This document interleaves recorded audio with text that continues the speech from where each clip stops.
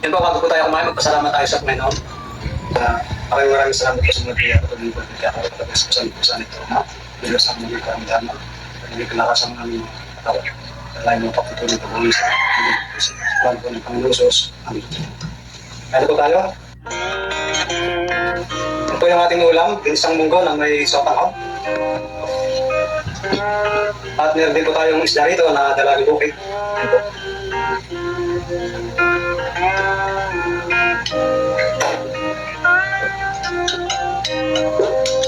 Ito ang ating ginisang munggo. Malapot po siya.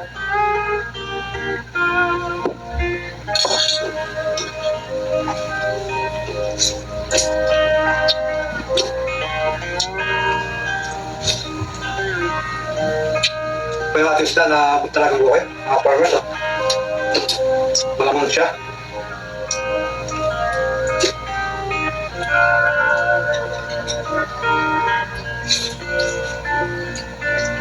Sakto po yung ating ginisang munggo. Yung lasa po niya, match po sa ating pong ulam na isda na dalagang bukid. Po.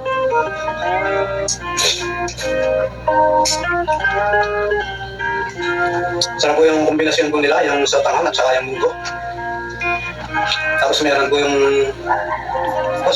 tapos nilagyan po natin siya ng dahon ng malunggay. Ano po yung lasa nila, mga farmers?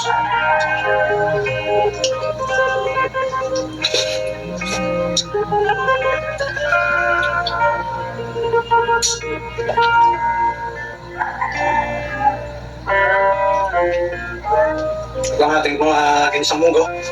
Matagal po natin yung pinakuluan or yung pinalambot natin. Matagal po natin siyang pinalambot sa apoy.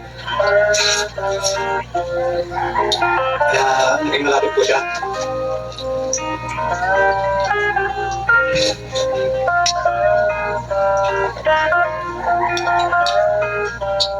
Bago po natin siya sinahugan, ay pinalambot muna po natin siya ng gusto, mga farmers. Natin po mga munggo.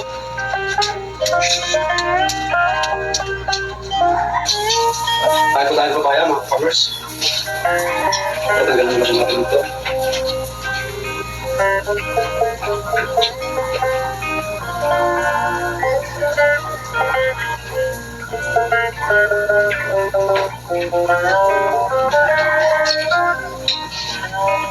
Tamis ng papaya. Ito ay native na papaya, mga farmers. Itong ating kinakain na papaya. Ito po kasi kung saan lang tumubod siya sa paligid namin, mga farmers. Siguro talagang mga ibon. Kaya ito po yung kulay ng kanyang pagkapapaya, medyo mapaglago. Pero matamis naman po siya. Hindi po namin yung tinanim. Nung tumubog na po siya, saka kung po siya inalagaan, mga farmers, naging po ng pataba. Ito po, saka nung pag-araw, tiniligan ko po ito. Kaya nakasurvive po siya. Yun po, mas na ngayon po, nagbibigay na po siya ng bunga, mga farmers. Hindi na po ako bumibili ng papaya, mga farmers.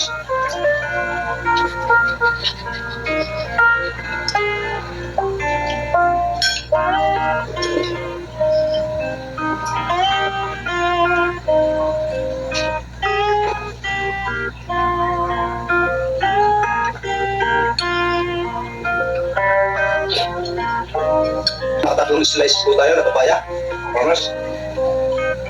Kung bibili niyo po yan sa palengke, medyo may halaga na rin po yan, farmers. Dahil po, masabi ko lang po, magsaga po tayo. Kahit maliit lang po yung bakura natin, magtanim po tayo, mga farmers. At hindi na po tayo bibili ng lalo po yung mga gulay, hindi na po tayo bibili ng mga kailangan po natin kapag magluluto po tayo ng mga sinigang or ano ang luto, na kailangan po yung gulay. Hindi na po natin bibili, mga farmers.